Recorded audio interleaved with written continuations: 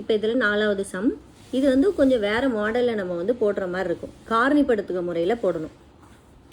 Some வந்து P square minus 3p plus 2 comma P square minus 4 அப்படிங்கிறத கொடுத்துருக்காங்க.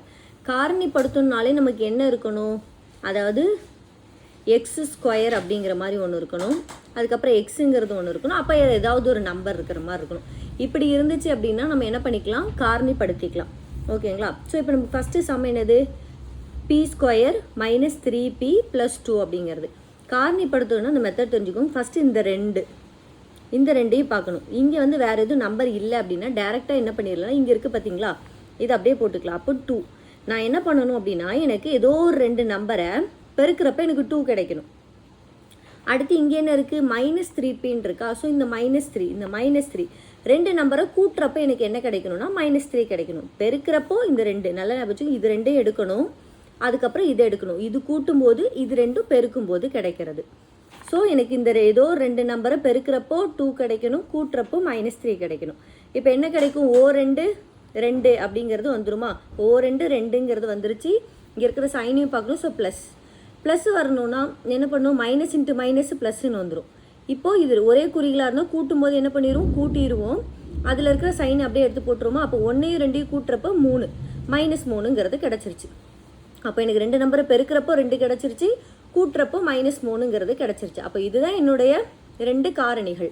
அப்போ நான் எப்படி வச்சுக்கலான்னு, இங்கே பின்னு இருக்கிறதுனால P-1 P-2 அப்படின்னு எடுத்துக்கிட்டேன். இதுதான் என்னுடைய 2 காரணிகள் கிடச்சிருச்சு. அடுத்தது நமக்கு கொஸ்டினில் என்ன கொடுத்துருக்காங்க, பி ஸ்கொயர் -4ங்கிறத கொடுத்துருக்காங்க. அப்போ பி ஸ்கொயர் -4 நான் எப்படி மாற்றிக்கிறேன்னா, இதை என்னால் காரணிப்படுத்துக்க முறையில் பிரிக்க முடியாது. அதனால் என்ன பண்ணிக்கிறேன், ஃபார்முலாஸ் நம்ம 2 அல்ஜிப்ராவை பொறுத்தவரைக்கும் ஒரு 4-5 ஃபார்முலா கண்டிப்பாக தெரிஞ்சுக்கணும். அதில் நமக்கு ஈஸியாக எப்போவுமே தெரிஞ்ச ஒரு ஈஸியான ஃபார்முலா என்னது, ஏ ஸ்கொயர் மைனஸ் பி ஸ்கொயர் அப்படிங்கிறது. இப்போ அந்த ஃபார்மேட்டுக்கு நான் மாற்றோன்னா என்ன பண்ணலாம், 4ங்கிறது எப்படி மாற்றிக்கலாம், 2 ஸ்கொயர்னு மாற்றிக்கலாமா. ஏன்னா 2 4. அப்போ B square minus A2 square அப்படிங்கிறத ஏ ஸ்கொயர் மைனஸ் பி ஸ்கொயர்னு வச்சுக்கிறேன். அப்போ ஏ ஸ்கொயர் மைனஸ் பி ஸ்கொயரோட ஃபார்முலா என்னது, A + B into A - B. அப்போ அந்த இதுக்கு நம்ம விரிவாக எழுதிக்கலாமா. இதை ஏன்னு வச்சுக்கிறேன், இதை பின்னு வச்சுக்கிறேன். அப்போது A + B P+2 P-2 அப்படிங்கிறது எனக்கு கிடச்சிருச்சு. இப்போது இந்த கணக்கில் கொடுத்துருக்கிறதோட விரிவாக்கம் எனக்கு எல்லாமே கிடச்சிருச்சு. என்னது, காரணிப்படுத்துக முறையில் எடுத்த P-1 P-2 கமா இங்கே கிடச்ச P+2 P-2 அப்படிங்கிறது. இப்போ நம்ம என்ன பார்த்துட்ருக்கோம், எல்சிஎம் தான் எல்லாத்துக்கும் பார்த்துட்ருக்கோம். எல்சிஎம்ங்கிறது என்னது, எல்லாமே அப்படியே எடுத்து நம்ம எழுதிக்க வேண்டியதுதான். ஸோ இங்கே பாருங்கள், முதல்ல P-1 அப்படிங்கிறது ஒன்று இருக்குது. ஸோ அந்த P-1 எடுத்து எழுதியாச்சு. அடுத்து P-2 P-2ன்னு 2 இருக்குது. 2 எழுதணும்ல, ஏதாவது 1 எடுத்து எழுதிக்கிட்டேன். P-2 அப்படிங்கிறது எழுதிட்டேன். பேலன்ஸ் என்ன இருக்குது, P+2 அப்படின்னு இருக்குது. ஸோ அந்த P+2 எடுத்து எழுதியாச்சு. இது 2மே எழுதணும்ல, காமனாக இருக்கிற 1 எடுத்து எழுதிக்காச்சு. அடுத்து மீதி இருக்கிறது எல்லாத்தையும் எடுத்து எழுதிக்கிட்டோம்னா நமக்கு ஆன்சர் என்னது கிடச்சிரும். இதுதான் இதோடைய எல்சிஎம். எல்சிஎம்ங்கிறது இந்த மாதிரி கொடுத்துருந்தாங்க அப்படின்னா, ஃபஸ்ட்டு இந்த ஃபார்மேட்டில் இருக்கான்னு பாருங்கள். ஸ்கொயரு எக்ஸு நம்பர் அப்படிங்கிற ஃபார்மேட்டில் இருந்துச்சுன்னா டேரெக்டாக என்ன பண்ணிக்கலாம், நம்ம காரணிப்படுத்துக்க முறையில் எடுத்துக்கலாம். இந்த மாதிரி கொடுத்துருந்தாங்கன்னா ஏதாவது ஒரு ஃபார்முலாவில் கண்டிப்பாக வர்ற மாதிரி இருக்கும். ஸோ வர மாதிரி இருக்கா அப்படின்னு பார்த்து அதையும் விரிவாக எடுத்து எழுதிட்டு இருக்கிற எல்லாம் முதல்ல காமனாக இருக்கிறத எடுத்து எழுதிக்கணும். இது 2 காமனாக இருக்கிறத எழுதிட்டு அதுக்கப்புறம் எல்சிஎம்மை பொறுத்த வரைக்கும் மீதி இருக்கிறத எடுத்து எழுதிக்கிட்டோம் அப்படின்னா நமக்கு ஆன்சர் கிடச்சிரும். சிம்பிள் தான். இதே மாதிரி இன்னொரு மாடல் பார்ப்போம். அடுத்தது அதுலேயே 5வது கணக்கு பாருங்கள். 2x square -5x -3 comma 4x square -36 அப்படின்னு கொடுத்துருக்காங்க. இங்கே பாருங்கள், எனக்கு என்ன கொடுத்துருக்காங்க அப்படின்னா 2x ஸ்கொயர்னு கொடுத்துருக்கான். நான் முன்னாடி என்ன சொன்னேன், காரணிப்படுத்துக்க முறையில் எக்ஸ் ஸ்கொயர் எக்ஸு ஏதாவது ஒரு நம்பர் இருக்கணும் அப்படின்னு சொன்னேன் இல்லைங்களா. ஆனால் இங்கே என்ன கொடுத்துருக்கான், 2ங்கிறத கொடுத்துருக்கான். அப்போ இது காரணிப்படுத்துக்க பண்ண முடியும். எப்படி பண்ணிக்கலாம், இந்த இதோட இதை பெருக்கிக்கணும். ஸோ 3 6. இதை என்ன பண்ணிக்கணும், -5 இருக்கா, இங்கே -5 போட்டுக்கணும். அப்போ நான் ஏதோ ஒரு 2 நம்பரை பெருக்கிறப்போ எனக்கு -6 கிடைக்கணும், கூட்டுறப்போ -5 கிடைக்கணும். அப்போ என்னது, 6 அப்படிங்கிறது வந்துடும். ஸோ அப்போ -1னா ஏதாவது ஒரு நம்பர் இங்கே மைனஸ் போட்டுக்கணும். இங்கேயும் மைனஸ் இருக்கிறதுனால பெரிய நம்பருக்கு மைனஸ் போட்டுக்கிறேன். அப்போது ப்ளஸ் இன்ட்டு மைனஸ்னு வந்துருச்சு. இங்கே 6ல் 1 போச்சுன்னா 5, பெரிய நம்பரோட சைன் மைனஸ். ஸோ -5. போன தடவை எப்படி எழுதிக்கிட்டோம், அப்படியே டேரெக்டாக P-6 P-1 அப்படிங்கிற மாதிரி எடுத்துக்கிட்டோம். இப்போது இந்த 2ங்கிறது இங்கே இருக்கிறதுனால ஒரே ஒரு சின்ன ஆல்ட்ரேஷன் பண்ணணும். நான் என்ன பண்ணுறேன் அப்படின்னா முதல்ல இந்த 2x² எடுத்து எழுதிக்கிட்டேன். அடுத்தது இந்த -5ன்னு இருக்குது பார்த்தீங்களா, அதுதான் இப்படி 2 காரணிகளாக மாறி இருக்குது. ஸோ -6 ப்ளஸ் எக்ஸ்னாலும் இல்லை ஒரு எக்ஸ்னாலும் ஒன்று தான். அப்போது ஒரு எக்ஸ், அதுக்கப்புறம் இங்கே ஆல்ரெடி கொடுத்துருக்குற -3 எடுத்து எழுதிக்கிட்டேன். இப்போது இதை வந்து சிம்பிளிஃபை பண்ணணும். ஸோ இங்கே இந்த 2xங்கிறத காமனாக வெளியே எடுத்து போயினா இங்கேயும் எக்ஸ் இருக்குது, இங்கேயும் எக்ஸ் இருக்குது, இங்கேயும் 2ஆல் வகுப்படுற மாதிரி இருக்குது, இதுவும் 2ஆல் வகுப்படுற மாதிரி இருக்கிறதுனால ரெண்டுத்துலேயும் காமனாக என்ன பண்ணிக்கலாம், 2xை வெளியில் எடுத்துட்டேன். அப்போது இதில் 2x வெளியில் போயிடுச்சுன்னா மீதி இதில் என்ன இருக்கும், எக்ஸுன்னு ஒன்று இருக்கும். அடுத்து இந்த மைனஸ் எடுத்து எழுதிக்கிட்டேன். இங்கே 2ஆல் டிவைட் பண்ணுங்கள், 3 2 6ன்னு வரும். ஸோ 3 எழுதிக்கிட்டேன். இப்போ இதை வந்து நம்ம பெருக்கி பார்ப்போம், உள்ளே கொண்டு போய் 2x பெருக்கல் எக்ஸ் என்னது 2x². அடுத்து ப்ளஸ் இன்ட்டு மைனஸ் போட்டேன். 2x பெருக்கல் 3 என்னது 3 2 6, இந்த எக்ஸ் அப்படியே போட்டேன்னா உள்ளே பெருக்கி பார்க்கும்போது இதே வந்துச்சுன்னா இந்த இது வந்து எந்த மாற்றமும் அடையாமல் அதே மாதிரி தான் இருக்குதுன்னு அர்த்தம். அடுத்து பாருங்கள், இங்கே எக்ஸ் இருக்குது, இங்கே 3 இருக்குது. அதனால் நான் காமனாக என்ன பண்ணேன், 1ங்கிறத வெளியில் எடுத்துக்கிட்டேன். காமனாக எடுத்துகிட்டு அப்படியே இந்த x-3 அப்படிங்கிறத எழுதிக்கிட்டேன். அப்படியே x-3 எழுதிட்டோமா. இப்போ என்ன பண்ணணும் அப்படின்னா ரெண்டுத்துலேயும் காமனாக இருக்கிறத ஃபஸ்ட்டு எடுத்து எழுதிக்கணும். x-3ங்கிறது காமனாக இருக்கா, ஸோ x-3ங்கிறத எடுத்து எழுதிக்கிட்டேன். அடுத்து என்ன பண்ணால் இந்த 2xஐயும் ப்ளஸ் 1ஐயும் சேர்த்து எழுதிக்கணும். அப்போ 2x + 1. முன்னாடி வந்து அப்படியே டேரெக்டாக எடுத்து எழுதிக்கிட்டோம். இப்போ இந்த 2xங்கிறது வர்றதுனால என்ன பண்ணிக்கிட்டோம், கொஞ்சம் விரிவாக எடுத்து எழுதுறோம். அவ்வளோதான், இது மட்டும் ஞாபகம் வச்சுக்கோங்க. அடுத்தது பாருங்கள், 4x² -36ன்னு கொடுத்துருக்காங்க. 4 அதை இன்னும் நான் எப்படி எழுதிக்கலாம் அப்படின்னா x² எழுதிட்டு மைனஸ் இந்த 4 காமனாக வெளியே எடுத்துட்டேன். ஏன்னா 36ங்கிறது 4ஆல் டிவைட் ஆகும் இல்லைங்களா, 9 36ன்னு வரும். அதனால் 4 வெளியில் காமனாக எடுத்துக்கிட்டேன். ஸோ x² இதில் பேலன்ஸ் இருக்கும் -9. இப்போ பெருக்கி பாருங்கள், 4x² -9 36 அப்படிங்கிறது வந்துருச்சு. இப்போ இதை இன்னும் எப்படி சிம்பிளிஃபை பண்ணலாம், 4x² -9 எப்படி பிரிக்கலாம், 3 அப்போ 3²ங்கிறத பிரிச்சுக்கலாம். அப்போ இந்த x² -3²ங்கிறத எப்படி மாற்றிக்கலாம், நான் a² - b²ங்கிற ஃபார்மேட்டுக்கு a + b × a - b அப்படின்னு மாற்றிக்கலாமா. ஸோ அப்போ a + b × a - bனா என்ன கிடைக்கும், ஏங்கிறது எக்ஸு, பிங்கிறது 3. அப்போ x - 3 x + 3ங்கிறது கிடச்சிரும். இங்கே ஆல்ரெடி கணக்கில் இருக்கிற 4ஐயும் எடுத்து எழுதிக்கிட்டேன். ஓகேவா. இப்போது நம்ம கிடச்சிருக்கிற இந்த காரணிகள் எல்லாத்தையும் மொத்தமாக சேர்த்து எழுதிப்போம். அப்போ என்ன கிடச்சிருக்கு, x - 3 2x + 1 x - 3 x + 3 4 அப்படிங்கிறது வந்துடும். இப்போ இதில் காமனாக இருக்கிறதுல எடுத்து எழுதுவோம். இந்த 4ங்கிறது எல்சிஎம்மை பொறுத்த வரைக்கும் எதுவுமே பெண்டிங் மிச்சம் இருக்காது. ஸோ அந்த 4 எடுத்து எழுதிட்டேன். அடுத்து இந்த x - 3க்கு ஒரு x - 3 எடுத்து எழுதிட்டேன். அப்போ இந்த x - 3 போயிடுச்சு, இந்த x - 3 போயிடுச்சு, இந்த 4 வந்து முடிஞ்சிருச்சு. அடுத்து பேலன்ஸ் என்ன இருக்குது, இங்கே ஒரு x + 3 இருக்குது, அந்த x + 3 எடுத்து எழுதியாச்சு.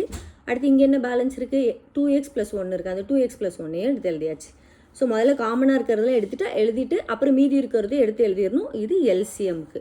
ஸோ அவ்வளோதான். காரணிப்படுத்துக முறையில் இது கொஞ்சம் வித்தியாசமாக என்ன பண்ணியிருக்கோம், இந்த 2xன்னு இருக்கிறதுனால இந்த -5 அப்படிங்கிறத நம்ம இப்படி ஸ்ப்ளிட் பண்ணி எழுதி அதையும் சிம்பிளிஃபை பண்ணோம். அப்புறம் இந்த 4x² -36ங்கிறதையும் 4 காமனாக எடுத்துகிட்டு இந்த 9ங்கிறதையும் 3² மாற்றணும். அப்புறம் இந்த a² - b²ங்கிறதுக்கு சிம்பிளிஃபை பண்ணோம். அப்புறம் மொத்தமாக எல்லாத்தையும் எடுத்து எழுதணும். அதுலேருந்து காமனாக இருக்கிறத ஃபஸ்ட்டு எழுதிட்டு அப்புறம் மீதி இருக்கிறதையும் எடுத்து எழுதிக்கிட்டோம். எல்சிஎம் முடிஞ்சிருச்சு. இப்போ அந்த எல்சிஎம்மில் 6வது கணக்கு பார்ப்போம். 2x² - 3xy the whole square, 4x - 6y the whole cube, 8x³ - 27y³ அப்படிங்கிறதா நம்ம கணக்கு. இப்போ தனித்தனியாக ஒரு இதுக்கும் நம்ம காரணிகளை கண்டுபிடிப்போம். 2x² - 3xy the whole square. இதில் என்ன காமனாக எடுத்துக்கலாம், இங்கேயும் x² இருக்குது, இங்கேயும் x² இருக்குது. ஸோ x² காமனாக எடுத்துக்கிறேன். இப்போ இதை மட்டும் பாருங்கள், x² காமனாக எடுத்துக்கிட்டேன். அப்போ என்ன கிடைக்கும், 2x - 3y the whole square அப்படிங்கிறத கண்டுபிடிச்சிட்டோம். அடுத்தது பாருங்கள், 4x - 6y the whole cubeன்னு இருக்குது. அப்போ நான் என்ன பண்ணிக்கிறேன் அப்படின்னா 2³ அப்படிங்கிறத காமனாக எடுத்துக்கிட்டேன். ஏன்னா இங்கேயும் 4 இருக்குது, இங்கேயும் 6 இருக்குங்கிறதுனால 2³ காமனாக எடுத்தாச்சு. அப்போது நமக்கு என்ன கிடைக்கும், 2x - 3y the whole cube அப்படிங்கிறது கிடச்சிடும். அடுத்து பாருங்கள், இந்த 8x³ - 27y³ இருக்குது. அதுலேருந்து நம்ம எது காமனாக எடுத்துக்கலாம் அப்படின்னா, இப்போ இதை வந்து தனித்தனியாக எடுத்துக்கிறேன். 2x the whole cube. ஏன்னா இந்த இது வந்து க்யூபுங்கிறது எக்ஸுக்கு மட்டும் தான் கொடுத்துருக்காங்க, இங்கே ஒய்க்கு மட்டும் தான் க்யூபு கொடுத்துருக்காங்க. ஆனால் இந்த 8ங்கிறத நம்ம க்யூபாக மாற்ற முடியுமா? 2 க்யூபு தான் என்னது 8. ஸோ 2x the whole cubeன்னு மாற்றிக்கிட்டேன். மைனஸ் அதே மாதிரி 27ங்கிறது 3ஓட க்யூபு. அப்போ 3 க்யூபு அங்கே already y cube. So 3y the whole cube அப்படிங்கிறத மாற்றிக்கிட்டாச்சு. இப்போ இது என்ன ஃபார்மெட்டில் இருக்குது? a cube மைனஸ் b க்யூபுங்கிற ஃபார்மெட்டில் இருக்கா? ஸோ நமக்கு a cube மைனஸ் b க்யூபோட ஃபார்முலா என்னது? a minus b into a square plus ab plus b square அப்படிங்கிறதா நமக்கு a cube மைனஸ் b க்யூபோட ஃபார்முலா. அப்போ அந்த ஃபார்மெட்டுக்கு இதை ஏனும் இதை bனும் வச்சு மாற்றுவோமா? அப்போ முதல்ல என்னது? a minus b. ஸோ ஏங்கிறது என்னது? 2x மைனஸ் பிங்கிறது 3y. அடுத்து பாருங்கள் a ஸ்கொயர். அப்போ a ஸ்கொயருங்கிறது என்னது?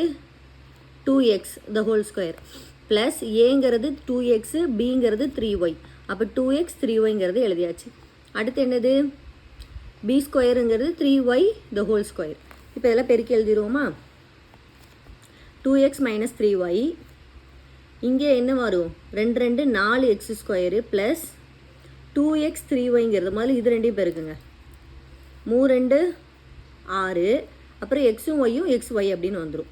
ப்ளஸ் 3 9 ஒய் ஸ்கொயரை அப்படியே எழுதியாச்சு. இப்போ அடுத்து என்ன பண்ணுறோம்? இதை நான் அப்படியே வச்சுக்கிறேன், இன்னும் சிம்பிளிஃபை பண்ணாமல். இப்போது எல்சிஎம் அப்படிங்கிறது என்னென்னலாம் நான் கண்டுபிடிச்சி வச்சுருக்கேன் அப்படின்னு பார்க்கணும். ஃபஸ்ட்டு டேர்முக்கு என்ன கண்டுபிடிச்சி வச்சுருக்கேன்? இதை கண்டுபிடிச்சி வச்சுருக்கேன். செகண்டுக்கு இதை கண்டுபிடிச்சி வச்சுருக்கேன். அடுத்து தேர்டுக்கு இதை கண்டுபிடிச்சி வச்சுருக்கேன். இது 3 எடுத்து எழுதிப்போமா? ஸோ ஃபஸ்ட்டு என்ன கண்டுபிடிச்சிருக்கேன்? X square 2x minus 3y the whole ஸ்கொயர்னு கண்டுபிடிச்சிருக்கேன். அடுத்து 2 cube 2x minus 3y the whole cubeங்கிறத கண்டுபிடிச்சிருக்கேன். அடுத்தது 2x minus 3y 4x square plus 6xy plus 9y ஸ்கொயருங்கிறத கண்டுபிடிச்சிருக்கேன். இப்போது இதில் எல்சிஎம்லாம் என்ன பண்ணும்? முதல்ல காமனாக இருக்கிறதெல்லாம் எடுத்து எழுதிப்போம். காமனாக என்ன இருக்குது? 2x minus 3y the whole square 2x minus 3y the whole square 2x minus 3y the whole cube அப்படிங்கிறது இருக்குது. ரெண்டும் ஒரே மாதிரி இருக்குது. இதில் மேக்ஸிமமாக இருக்கிறது இது இருக்குது, இதுதான் இருக்குது. அப்போ இது மேக்ஸிமமாக இருக்கிறத எடுத்து எழுதிப்போம். அடுத்து என்ன இருக்குது? இந்த எக்ஸ் ஸ்கொயரும் 2 க்யூபும் இருக்குது. இது ரெண்டு எடுத்து எழுதியாச்சு. அடுத்தது பாருங்கள், இங்கேயும் ஒரு 2x மைனஸ் 3y இருக்குது. இங்கே ஒரு 2x மைனஸ் 3y, இங்கே ஸ்கொயரு, இங்கே க்யூப் இருக்குது. ஸோ அதுக்கு எல்லாத்துக்கும் காமனாக தான் இது எடுத்து எழுதியிருக்கோம். அடுத்து இது ரெண்டையும் எடுத்து எழுதிட்டோம். மீதி என்ன இருக்குது? இது இருக்குது. இந்த 4x square plus 6xy plus 9y square இதையும் எடுத்து எழுதிட்டோம். இப்போ அவ்வளோ எல்சிஎம்னா முதல்ல காமனாக இருக்கிறதுலாம் காமனாக இருக்கிறதுலே ஹையஸ்ட்டாக இருக்கிறத எடுத்து எழுதிட்டு அப்புறம் பேலன்ஸ் இருக்கிறதையும் எடுத்து எழுதிப்போம். இப்போ என்ன பண்ணிக்கலாம்னா, இந்த 2 க்யூபோட வேல்யூ என்னது? 8 into X square 8x square, அப்புறம் 2x minus 3y the whole cube 4x square plus 6xy plus 9y ஸ்கொயருங்கிறது தான் நமக்கு இந்த சம்மோடைய எல்சிஎம் அப்படிங்கிறது. சிம்பிள், அவ்வளோதான். தனித்தனியாக காரணிகளாக எடுத்து எழுதணும். இதில் நம்ம யூஸ் பண்ண formula a cube minus b cube. அதில் காமனாக இருக்கிறதுல ஹையஸ்ட்டாக இருக்கிறத எடுத்து எழுதிட்டு மீதி இருக்கிறதையும் எடுத்து எழுதிக்கிட்டோம்.